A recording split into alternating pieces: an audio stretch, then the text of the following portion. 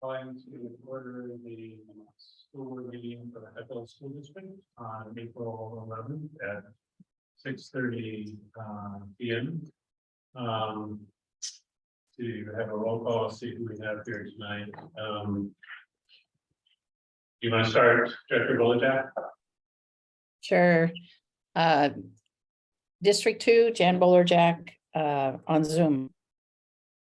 And Dave Larson, District 5. And Morris, District 4. So we have a quorum here tonight with the Zoom. And we're in the library at Cascade View. So welcome to folks who've joined us this evening for the meeting. We're going to start with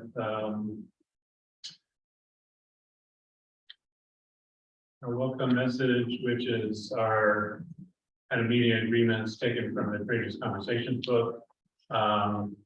Stay engaged, experience discomfort, be vulnerable, speak your truth, and expect and accept non-closure.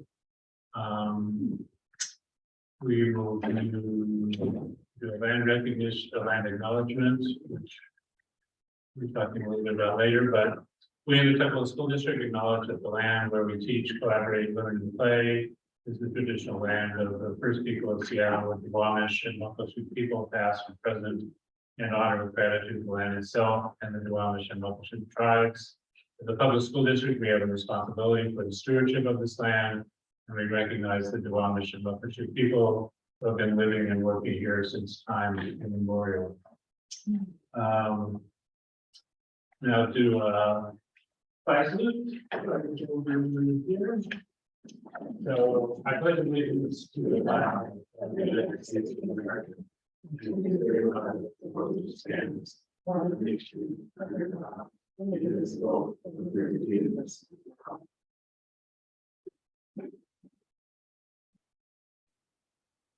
Okay, so looking to approve tonight's agenda, we're going to have modification to remove items, action items 10A related to the school calendar. Get some more information about that in the next meeting, and also the approval of out-of-state travel request. We'll get some more information at that and take a look at that in the next meeting. So need a motion to approve the agenda as amended. So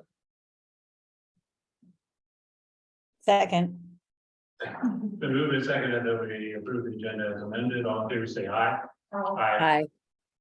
And any opposed, no. It's approved unanimously. So we'll start right off with the welcome from the Cascade View, Dr. Frenstead. You want to take the floor and let us know if you want to sit down. Awesome. Okay, I have my timer, so we're good. All right.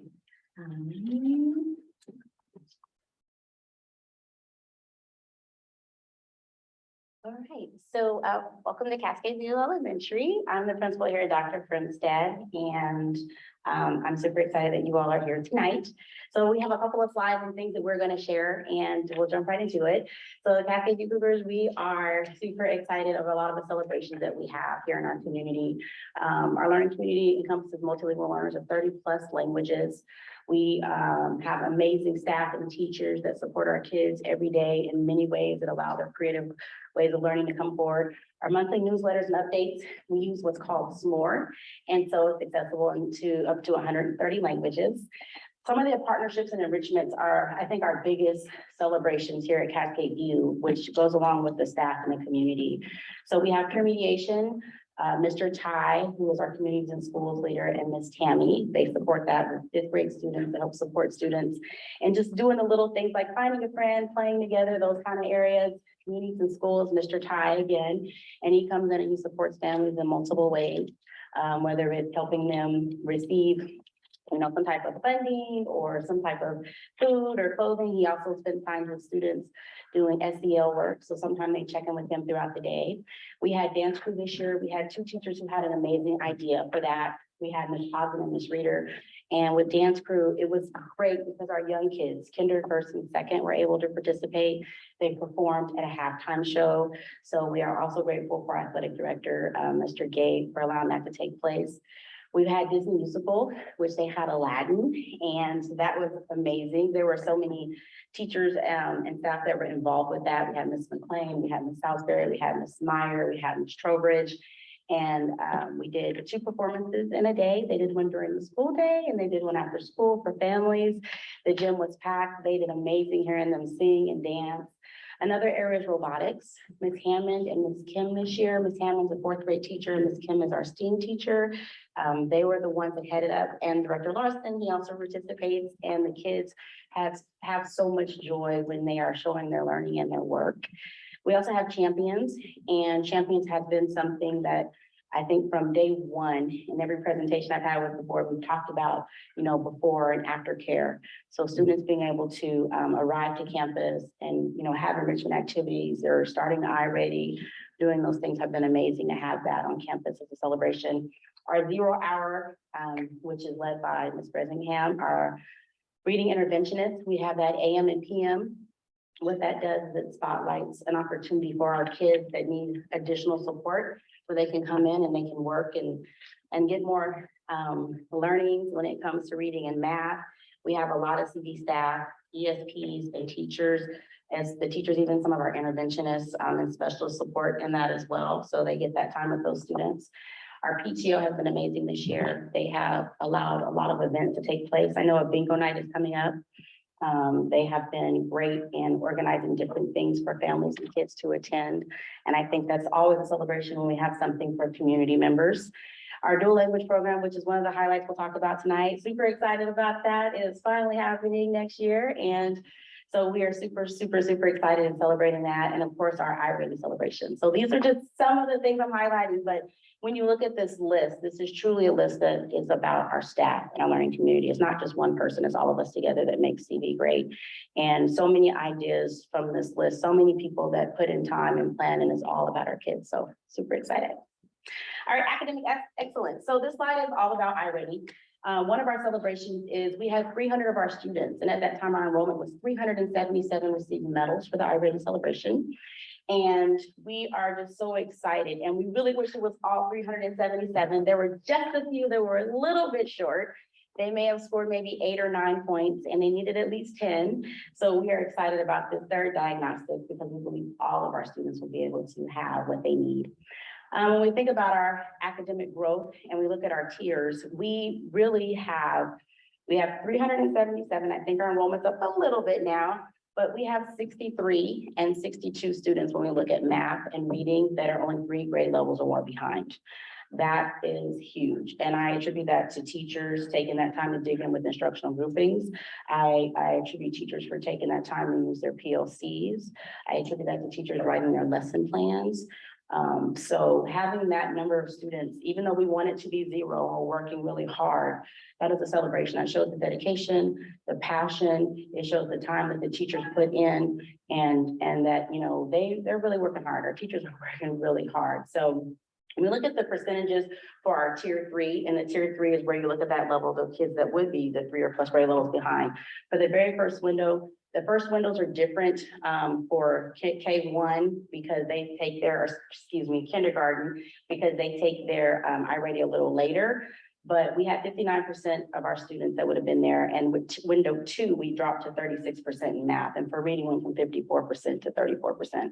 So 63 of our students in math are still 3 grade levels or behind. And then 62 of our students in reading are 3 or more grade levels below. So we're working on that and looking at the progress monitoring, everything the teachers are doing. We're excited about that third diagnostic. Dual language celebration. Okay, so this is something I know that has been in talks and been in works for like the last 5 years since I've been here at Cascade View. Where is it going to go? What, who's going to teach it? What's going to happen? Long story short, it's happening. We are welcoming our teacher. She will be starting in the fall. First I have to make sure I shout out Dr. Dino. She has come in and been amazing with her expertise and her knowledge and sharing with us what it looks like, what we need to do. We do have the advisory team, leadership team, and principal team that meet together to discuss what do the next steps look like, right? What does the schedule look like? How are we going to get there? We've been going through all these things, and there's been a lot of planning and a lot of heavy lifting with Dr. Dino. So truly, truly appreciate her. And so where we are right now, there's been family, there's been community participation, there's been staff, voice, staff participation in different ways. And like I said, Dr. Dino has been amazing. I've never started a dual language program. And so with that being said, we've been through the hiring, looking at enrollment, looking at daily schedule. There's been a lot of little pieces that you really don't think about when you start a program that Dr. Dino was able to come and help put together. And so with that being said, there was a conference that took place just last month, and there were a couple administrators, a few staff members that went, learned some great things, brought back some great learnings and findings. And so with that being said, we will be starting our very first dual language classroom in kindergarten. We had to run a lottery, and we have a wait list. So we're super, super excited to be having that start here soon.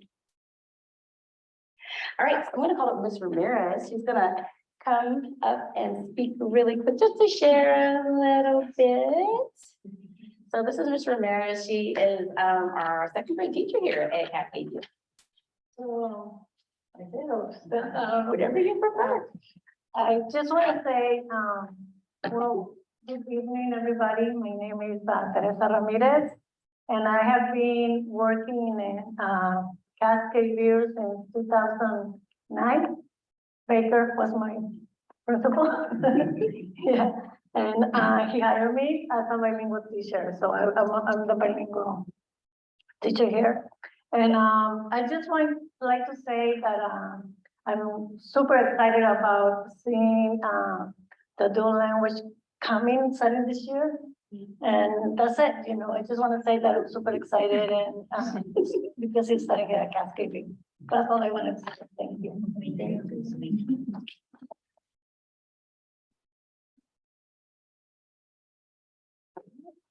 Thank you, Ms. Ramirez. Here it is. And yep, Oh, do you want to speak on her behalf? the parent? Yeah, I wrote on her, she told me what. Okay, if you would like, you can. Yeah, it was, she wrote it, I wrote for her in Spanish. And this is, Miss Marita Lopez. And she has 4 children, and actually is her first child was in my first kindergarten class, Eduardo. He graduated last year from high school, from the Foster High School. And she had, and I had the other 2 children. One is in 8th grade, and another one is in 5th grade, and then now she's gonna have a child that is gonna start in the dual language. And she said that she's very excited about it, and she's very happy, and because she feels that her last child, her child will benefit. She's going to benefit a lot from this program. That's what she said.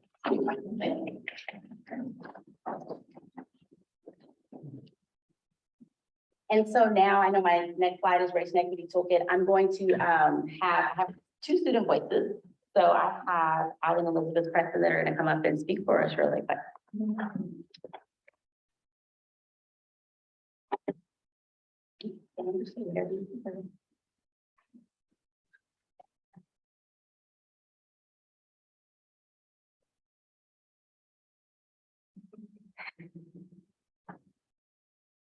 Hi, I'm Elizabeth. I'm Allie.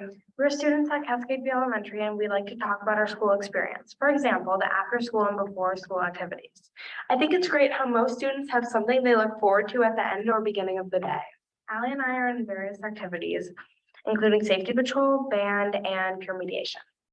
We were also in the school's Disney musical production, Aladdin, both as main characters. It was great how a lot of people got cast as characters that are not the gender they identify as, and no one really complained. There's also a recently founded activity, Rainbow Club. Rainbow Club is a lunch group where members of the LGBTQIA+ community talk and hang out. It had a lot of staff support, specifically Miss Hammond, who worked with students to create it. Some other teachers attend occasionally, like Miss Salisbury and Teacher Aragon. It's really great considering some people in the school have been rude or short-sighted about people's identities, including their gender, sexuality, and race. Most of the teachers are great though, or at least trying to improve. The community at CV still has a lot to work on, like supporting queer people, and there have been issues involving racism. I think something to do about the homophobic and transphobic issues could be educating students about LGBTQIA+ so that by 5th grade, they would know more about queerness and respect the LGBTQIA+ community. Something great would be having more queer books in the library, especially chapter books. That would make me and others feel like we matter. Thank you for giving us your time. Have a nice evening. And go CV Cougars.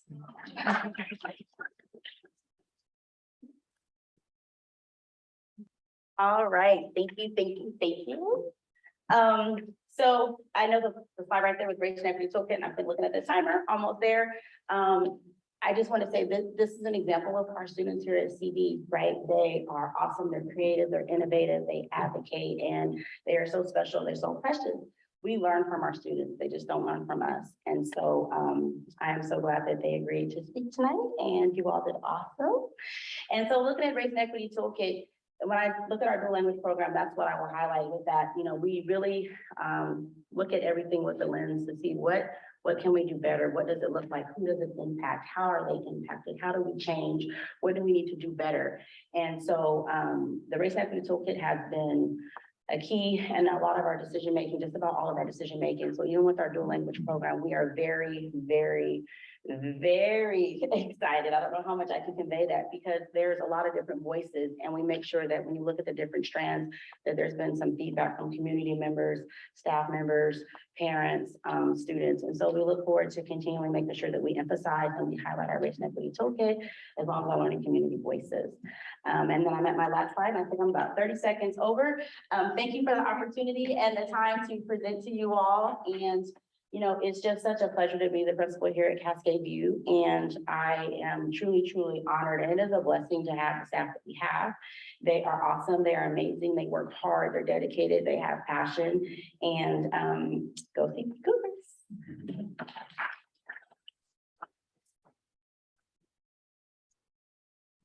We have take any questions or before the students leave, I just want to say I saw you both in Aladdin, and you're great, and so looking forward to we have a really good theater program in Foster High School, and I'm looking forward to seeing you guys on the stage at the Performing Arts Center sometime soon. So, thank you very much. I have a few things. Okay. I wanted to just add a couple of things to the first of all, I think it's worth noting one of the teachers at Cascade View, Natalie Reeder, won a national award for National Science Teacher for new teachers. Is one of 3 teachers nationally that won this award. So congratulations to her.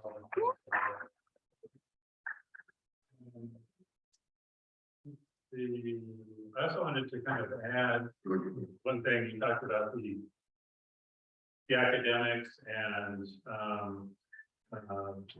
how students are developing, and particularly when I was looking at the iReady scores from the second time, we had the students in 5th grade that were 2 or more grade levels behind.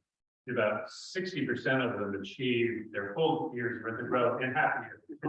So that's congratulations to the 5th grade team and the students who did that, because that goes really well for those students catching up. As you said, the number of students that are 2 or more grade levels behind reduced significantly, and that will continue as we go through this year. So a nice job with that one. I did want to, I saw the Aladdin performance, which was great. Hopefully we can get that one on the Performing Arts Center stage, Okay. maybe next time, because I noticed, as you said, Mhm. the gym was. It was packed. packed. And so, the nice thing is if we can figure out how to get that to the Performing Arts Center, then there's plenty of seating, the sound is better and the lighting is better anyway for the thing, so. Hopefully they can, maybe we can work on that for the next time. Let's see what else did I have?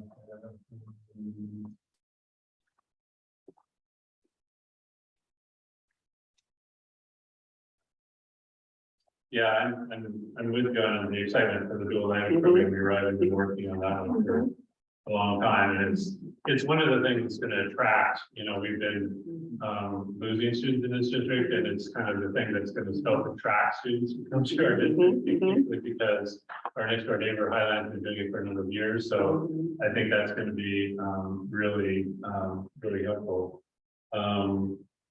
The dance crew, I saw them do their thing at Foster High School during the intermission of the basketball games, and that was really great.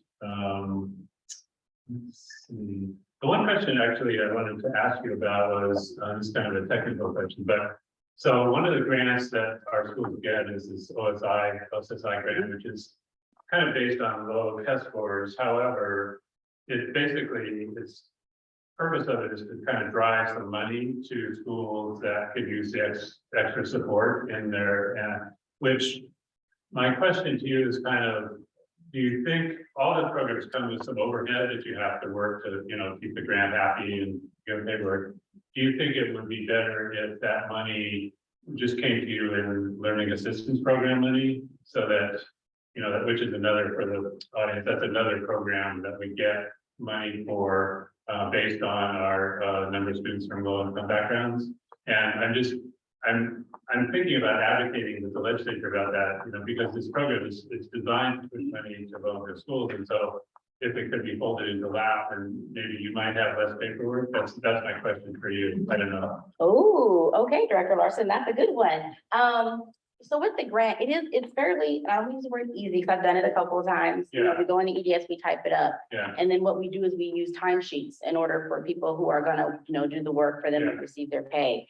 I know with LAP High Poverty, there are some, I would say there's a little more restrictions on what we can and how we do it, right? Okay. Versus right now, there are still, of course, restrictions, but it enabled us to make sure we can support whether if we need to bring someone for resources or get supplies. So I think if there was the opportunity to still use the funds the way we use it to support our students in AM and PM 0 hour, great. But if it has to fall strictly under LAP High Poverty, I would say no, Okay. because then that would hurt a little bit to have staffing or if we need someone to come in or whatever to work with the kids. Okay, that's good to know. So yeah, because that's the other part of the flexibility. People always want to with flexibility, so it's like, okay, that's good to know. Just testing out. So, I don't know. Director Goliath, did you have any questions, comments? I'm saying no. Should I- Okay. Did you have any? Just how much I enjoyed the Disney production. Yeah. It's fun to see the children enjoy themselves so much. Okay, that's it. Thank you very much. Awesome. Thank you. Appreciate it. Okay, so now we're going to public comment. So we're on a Zoom link here, so people can comment Zoom, but we have 3 folks signed up to make a couple of comments in the room, and if you want to just come up here. First one, Aaron McGruder.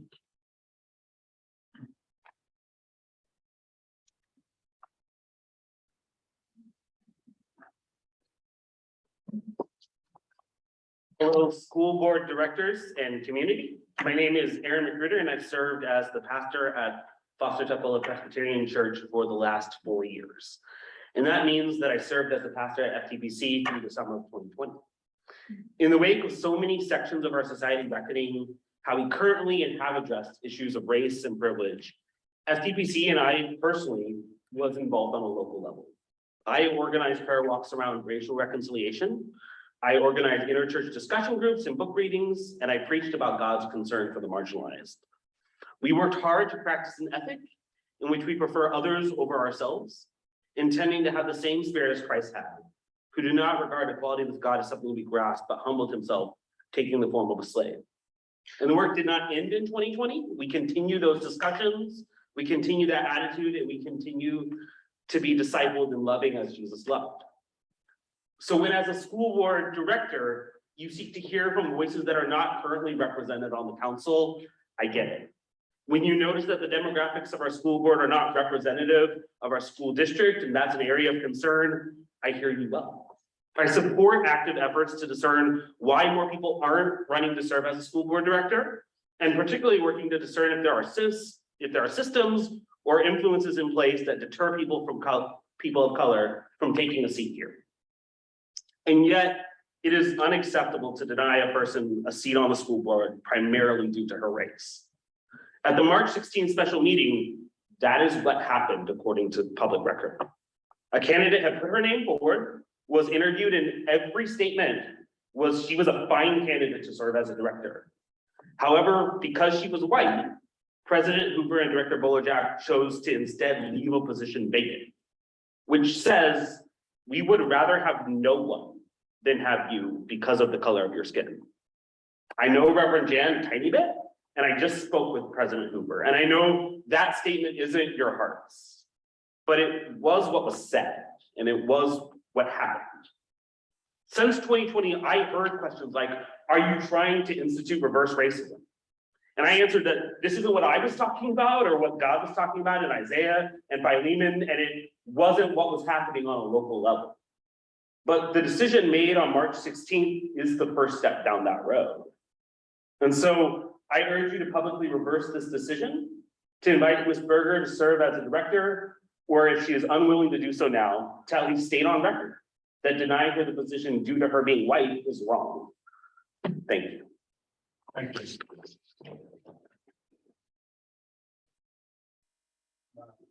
Angela Meyer.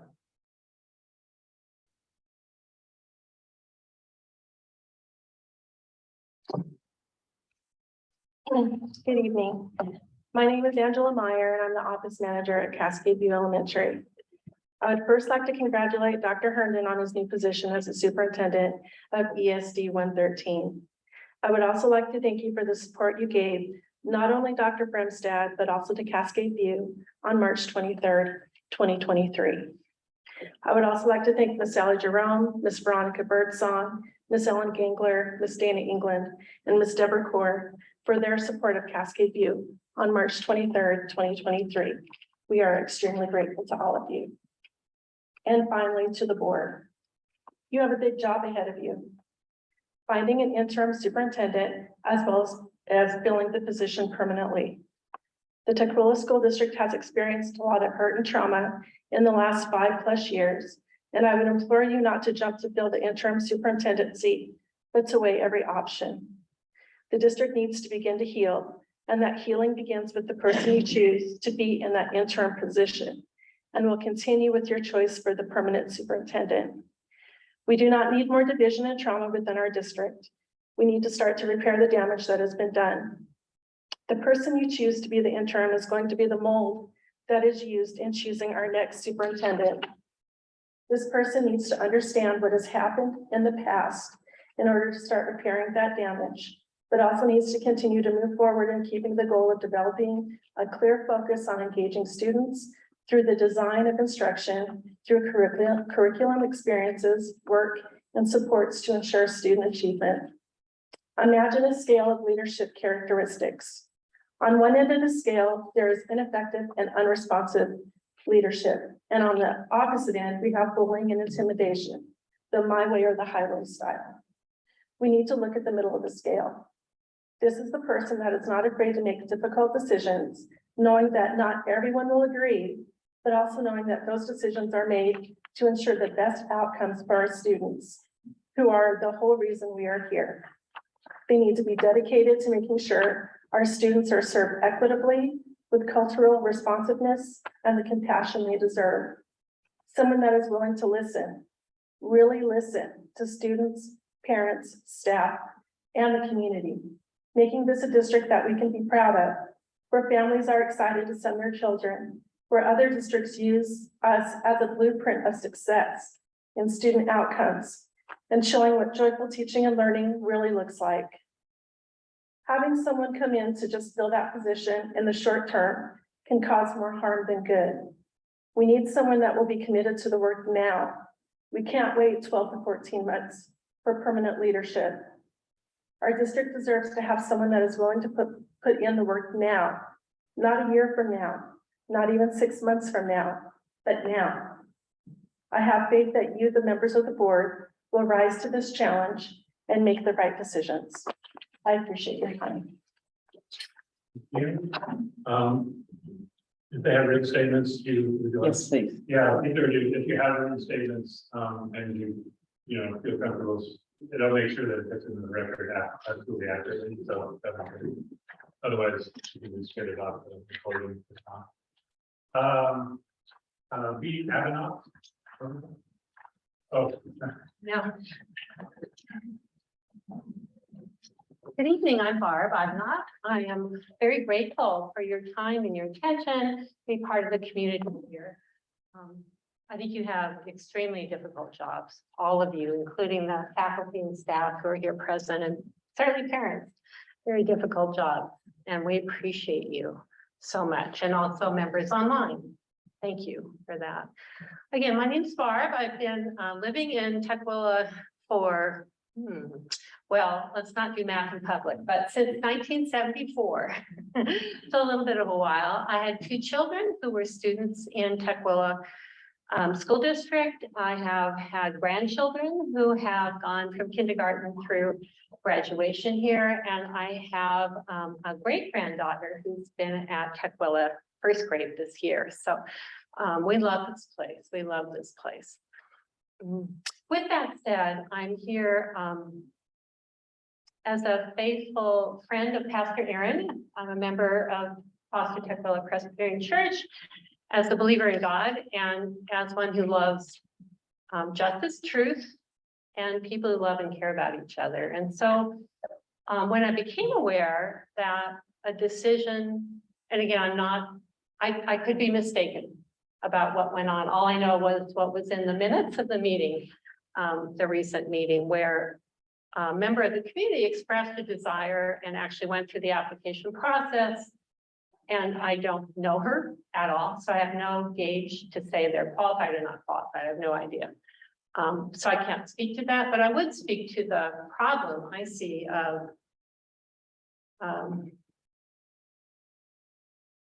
I would say hiring, but it's deeper than that when it's another member of the community. Aaron and I went through 2020, the summer of 2020 together, and I don't think it was easy. It was really hard. And it was sometimes very painful. But with love, with love, it's a very different endpoint. And so what I'm concerned about and openly want to go on the record saying is, it is not right in anyone's eyes, in God's eyes, in the community's eyes, to say no to someone because of their race or their sex or any other reason that shouldn't disqualify them. So that's my statement. I thank you again for your time and your patience, and wish you well in the decision that you make as you move forward. Thank you. Is there anybody who's still online? No.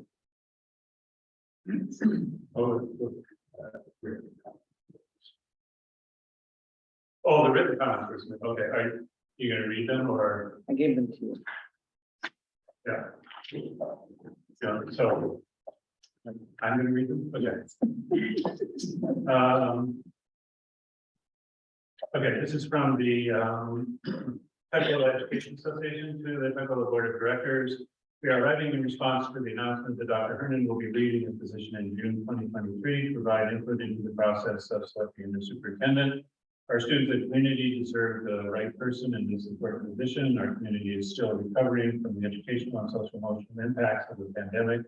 We need a leader who can inspire and make strong connections in the community. We want our next leader to be experienced and understand Tukwilia's unique needs and culture. We want to know that our board of directors has chosen the best person for the job. As such, the community and staff in Tukwila School District should have a clear voice in the process. The main purpose of this letter is to offer you our support during this process. Touchwold Education Association is willing to support the board in making connections to staff, students, and the community. During our most recent contract negotiation, we agreed on a decision-making protocol that reflects our shared racial equity toolkit and recognizes that all stakeholders input is essential in any decisions that impact teaching and learning. We can use our communication networks to survey our members about their needs and vision for our next leader. Our building teams can work to support student and family engagement in the process. While finding a new leader is never easy, we are committed to a collaborative, equitable, and transparent search to find someone whose vision and experience match our students, families, and staff needs. Sincerely, Debbie Aldridge, President, Kara DuPont, Vice President, Melissa McLean, Treasurer, Emma Walls, Secretary. And let's see, the next one is from Kathy Helgerty. Dear Board of Directors, please have this letter read during public comment at the next meeting. I'm writing in regards to a statement that is included in the minutes of the March 16 meeting. That statement gives reasons for refusing the appointment of Ms. Brenda Berger to the vacant position on the school board. There's no question that commitment to racial equity is one of the highest priorities of the board. However, there was a flaw in the reasoning that was used to deny the applicant this appointment. When Ms. Berger applied for the vacant position, she must have made sure that she met the requirements that are posted for the position, which are stated as follows. To be a director, you must be a citizen, United States citizen, to be a registered voter, live in District 3.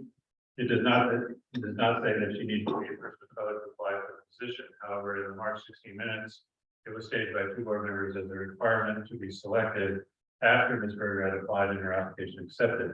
This essentially changed the rules in the middle of the process. Had Ms. Berger known that this was a qualification, she probably would have applied.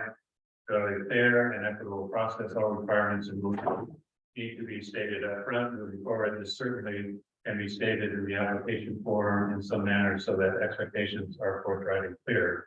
But as I said before, it is unfair to introduce this requirement after applications have been received. In addition, the board has a responsibility as the governing body to appoint directors to vacant positions. This ensures representation from every district and prevents tie votes like the one that happened in the March 16 meeting. Boards have an odd number of members for precisely this reason. Records indicate that Ms. Berger was qualified for the job, but with this decision, federal schools continue to have one district that will lack representation until the end of the year. Filling this open position in a timely manner is a duty of the board. For this reason, and to return to honoring the current requirements posted for the position, the appointment should be revisited, and Ms. Berger should, in fairness, have another opportunity to apply to fill the position for the underrepresented district. Meanwhile, I read that the board is planning ways to encourage, enable informants, and show confidence in the members of our vibrant, diverse city to run for office. If there's any way I can assist, please let me know. Thank you, Dr. Kathy Helgerty. Do we have anybody online who wishes to?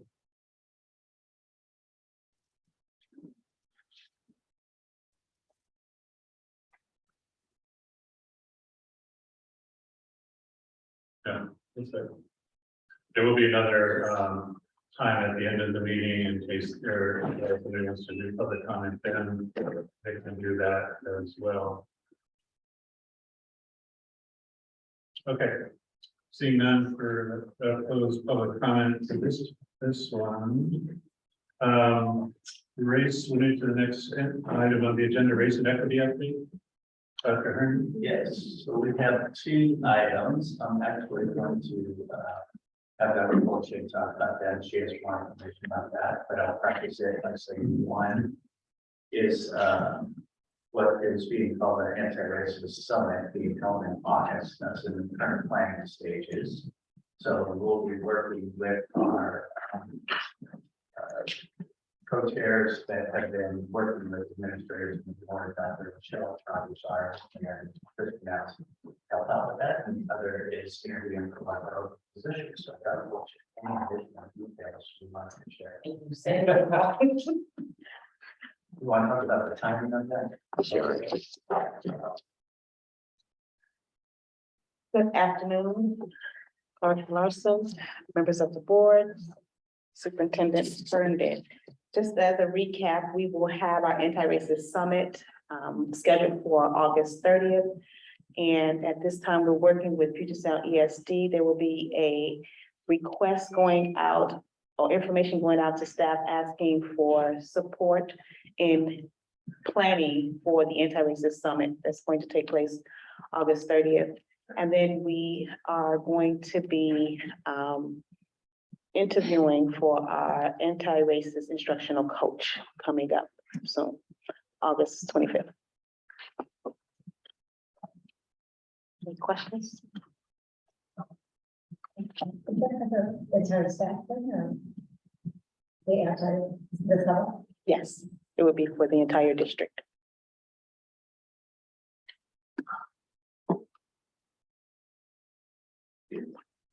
Other question? Yeah, that was my question also, and I couldn't quite hear the answer. Is this a staff event as part of the coming back to school days? And is it a full day? And will I'm giving you several questions here, and will the community be invited to participate also? This is going to be for our kickoff for the entire staff. Thank you. You're welcome.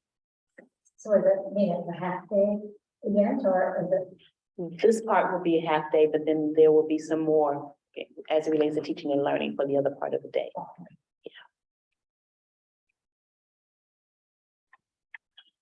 Okay, next item is health updates. You're welcome. One health update. So since the last meeting, so the DOH, Department of Health has ended the mask mandate for healthcare setting. Health service, that sunsetted on April 3rd. We're seeing if there are any additional guidance for K-12, being updated right now, but so we'll wait to hear more from the DOH. Any caseloads that we'll have, we'll get that back on track, because last week was very late, so we really haven't even communicated about caseloads from last week. But coming back on spring break, that's something we'll monitor this week. And then we have the Vaccine vaccine clinic, which again is more than just the COVID vaccines. It applies to all vaccines that could be applicable for our students. That's being held at the Foster High School Commons, April 12th, and that's from 2 to 6 p.m. So we'll make sure we get that out the way we have before. These clinics have been very popular. We get a lot of people who sign up, staff and community members. So we really appreciate the partnership. And then we also have the Big Smiles Mobile Dental Clinic that will be held at Showalter Middle School during the school day on Friday, April 14th. That's this Friday. And then Tukwila Elementary School will be hosting a clinic on Thursday, June 8th. So I think we've had information going out about both those items. I believe one of these was probably a rescheduled one because the mobile dental clinic had a break in. So they were less mobile on the day in which they were hoping to come out. So again, another great opportunity to serve the families in the communities. Those are the two health updates. Any questions? Director Volodak, any questions? Okay. Next item is the legislative update. So the legislature is hot and heavy. They've got, I think, a couple of weeks, 10 days or something to go before they get out of there. And the couple of the big ones, the special education funding is still being uncertain. It's between the House and the Senate. The Senate bill is considerably better than the House bill in terms of providing more funding for special education students. That one's going to be hashed out, I'm sure, behind closed doors at the last second, and we'll see how much extra comes out of that. The word is that it's going to be less rather than more, which is probably usually the case. Budgets get down to the crunch time. They did, let's see, actually the bill passed to give the inflation price deflator, that is the cost of living increase for staff members, has been set for next year at 3.7%. So that actually passed the House and Senate and has been signed by the governor. So that'll provide, at least when they change this to stating the COLA before, it helps in our budgeting process, because then we know exactly what it's going to be, rather than having to come back and fix it later as in the previous system. The other interesting one that I think I didn't report from last time was, it turns out the pension system that funds the teacher retirement fund, teacher retirement system, was overfunded. Has been, it was underfunded for years, and so we had to pay extra to get it up to the funding level, and now it's underfunded, and so the amount that we have to contribute to that is going to go down by about 5%. So that's going to provide, they're still kind of figuring out exactly how much money for each district that's going to be, but it can be a significant amount of money, 100,000, 200,000, something like that. So and it's going to save the state a ton of money, because they pay most of the pensions benefits. But anyway, that was kind of a good news for as we try and do our budgets going forward. The bad news, there was a bill that I talked about before, 5462, that was related to inclusive learning standards for LGBTQ people. And that one died. I'm not quite sure why it died. I'm sure it'll come back next year. But anyway, that's an interesting one too, from a political point of view. I know there's a lot of people who are opposed to it, they're in favor of it, but I think it will come back and hopefully be included as part of the curriculum. We heard some of that discussion in our student comments today. So hopefully that one will come back at some point in time. And I don't think there was anything new to report. So there will be, there will be, I think, good news, starting in 24-25, it's president of elementary recess, which is going to be required. And so that will be a good thing from that. So, another question on the legislature. Now move on to the consent agenda. So I'll take a motion to approve the consent agenda. Second. Thank you. It's been moved and seconded to approve the consent agenda. All in favor, say aye. Aye. Opposed, no. It's been approved unanimously. Now go to the board discussion, and we're going to start with, this was so we start our meetings with the land acknowledgement. Currently, when we were meeting with our race and equity training folks, they had suggested a different one that they use. I don't know, do you want to speak to that, Director Volochek, at all? Yeah, they offered this to use in the opening of the meetings when they lead the meetings. So this is one that they use in their trainings, and it really spoke to me. So I just wanted to bring it to us to see if we would like to add that to the beginning of our meetings. I think it broadens the conversation and reminds us not only of the indigenous folks whose land we walk in, but all of those who are, have built this land also. So I would propose that we add this second paragraph to our acknowledgement to begin the meetings.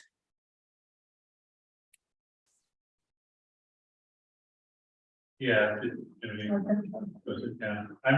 think it's good, especially in this area to, not just have the same words over and over again. It's to kind of change them from time to time to emphasize different aspects of it. So I'm So do you want that added to it or replace that? And my suggestion is to add it to what, leave our land acknowledgement, the first part that we use if we want to, and add the second paragraph on, or we could just replace it with this whole document. Either way, I'm fine with that.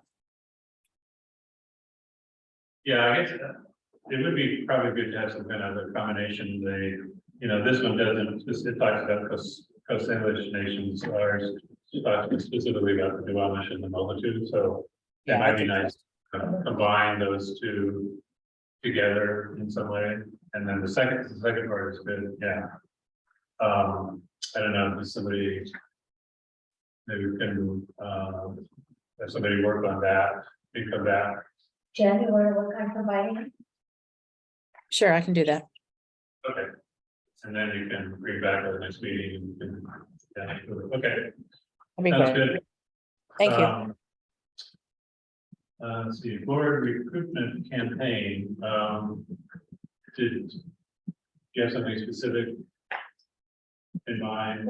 Adding that to the, So we do have the postcard that we're going to send out. I believe I got feedback from board members, but what I want to do is send it up to you again. Make sure the language is good. I was talking to this already today. I'll send it to you, if not tonight, or tomorrow morning, hopefully later tonight. So you can see it. Any additional comments you want to put on that, please get them back to me by Thursday so that we can get this out in the getting mailboxes next week. That would be a month ahead of time. And what that does is merely bring the awareness of the openings and the possibilities of the elections happening. So we're not, this isn't an appointment that the board is making. They'll link to the QR code that will be on there. We'll actually take them to the county election website on how to file. That's it. It's a month ahead of time, so that they only have that 1 week of filing, which is May 15th to the 19th. So, yeah, I I mean, just think it's a short amount of time for most people to. yeah, I think some people may already be aware if they've been watching any of the pieces we have. We talked about it every time we talk about the recruiting of the vacant position. And I also think for some people, if they haven't been aware, at least this gives them some time to think about it. But some people who are interested may already have the idea about filing. It's just, we're not gonna know until that week anyway. Through our latest example, that postcard paid off very well, at least it spurred someone like immediately. So I think if anybody, I believe Ms. Cora has heard from a couple of people who may be interested, which is great. So this is just bringing that broader awareness to the fact that the positions are open and available to be filed. And it goes out just.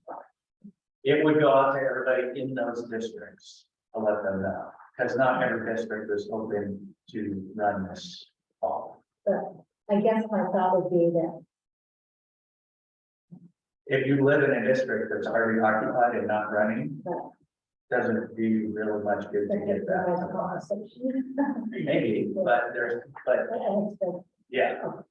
So we got to, there is a budget to send that out, and the whole point and the challenge we had before was people filing to run for a position that wasn't available, the vacant position now. So basically, we want to make sure that if you're receiving this postcard, you're available, you're in an area that actually is open for election. I guess in addition to the advice I would give to folks is, if you think you might want to go ahead and file, because you can always pull back if if you do some more research and decide, oh, I can do it or whatever. It's a very easy process to get in there and during that week and file your name in and, yeah, and then, and just as everybody who may be listening in or whatever, and all board members, we're more than happy to talk to anybody who wants to, know more about what it's like to be on board, or if they want to, whatever else. I've talked to many over the years who, so we're happy to talk to anybody who wants to delve into it deeper. Just let us know, so. Okay, anything else on this subject? Okay. So questions on the presentations, to start with the refugee and immigrant services. Are there any questions on that one? So this is a program for our families that are coming from Afghanistan to provide some additional support for them and their families. I guess I have one question. I think this is great that we're getting this support for those particular families. But we're getting an influx of families from Congo and from Venezuela that are different than some of the refugees because they don't have the support already here or the documents already here. And I'm wondering, how are there some funds out there that we can go to help support these families? They're all asylum seekers, which is a very different process. And I'm not finding the support for the families that I'm working with. And I'm thinking that if we could find some more grants in the schools to be able to support these families, I think it would be excellent. So I just encourage us to keep looking for more grants for different immigrant refugee communities that we're receiving. Jeff, where did you say they're coming from? Well, I've gotten 3 families in the last week from Congo. And the others are all Venezuelan, but they're well, I got one Angolan family also. But they're all asylum seekers, which is different than those that are sponsored when they come in. So I'm just not finding the services for these kids, and these kids are in our schools. So what I can say is this particular grant, because Tukwila also gets the Refugee Services Impact Grant, which isn't limited to refugees from a specific country. It's just people who meet the federal definition. This particular grant is also coming out of the Office of Refugee Resettlement, except instead of usually it comes one direction, now it's coming directly through OSPI for limited time funds. Like you, I'm unaware of any of our current funding streams that target asylee seekers. They're mostly all coming from the Federal Office of Refugee Resettlement monies somehow, which has a lot of, as you know, strings and requirements attached.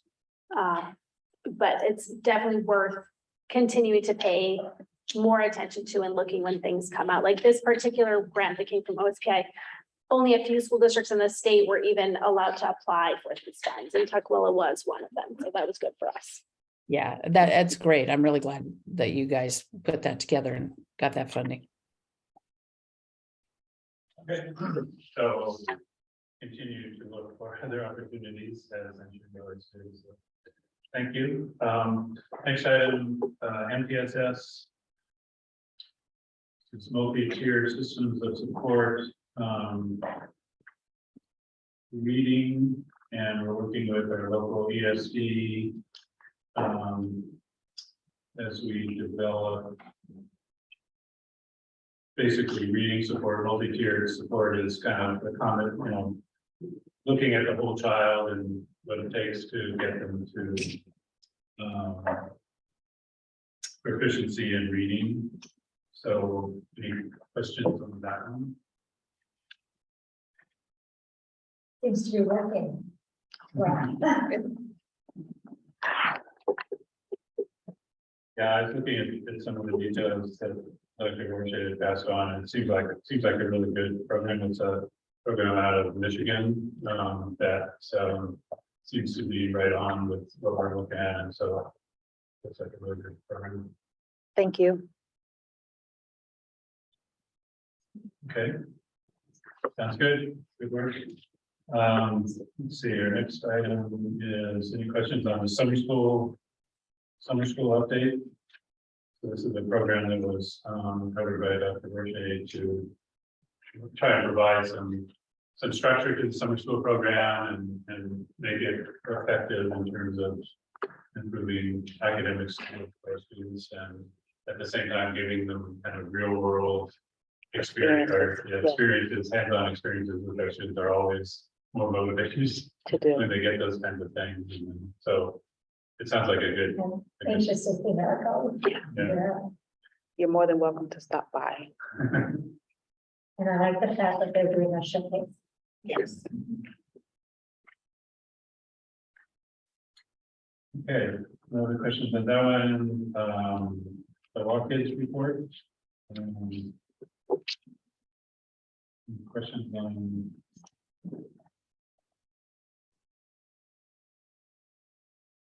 So walk kids is a program that class students that are coming into kindergarten will be kind of diagnosed in 6 domains of, you know, cognition, physical ability, numeracy, literacy, and gives us a feeling for how ready for kindergarten they are, and allows the kindergarten teachers to adjust things based on the assessment of students coming in. And it was one of the things that was interesting that I'm always interested in is we have some preschool programs going on in our district, not enough, but it's a funding issue and a space issue.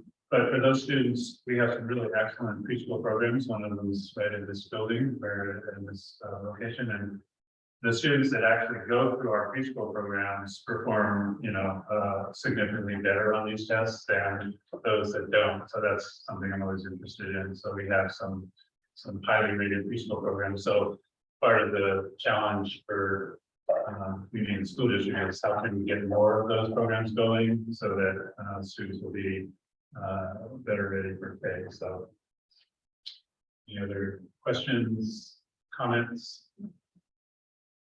Be nice to see the difference when we get a pre-K program going.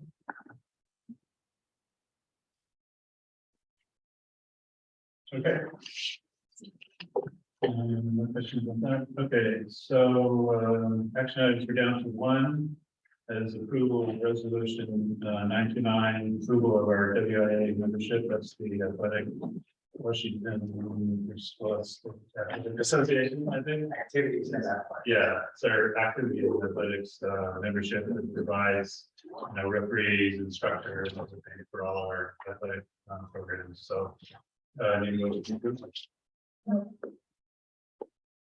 Second. Then moving to second, as we approve resolution number 92A, approval of WIA membership renewal. All in favor, say aye. Aye. Aye.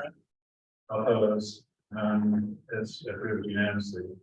We're down to the last opportunity for public comment. Anybody either in the room or on the Zoom call. If you're on Zoom, if you want to raise your hand or put your request in the chat, we can take your public comments online. Minutes.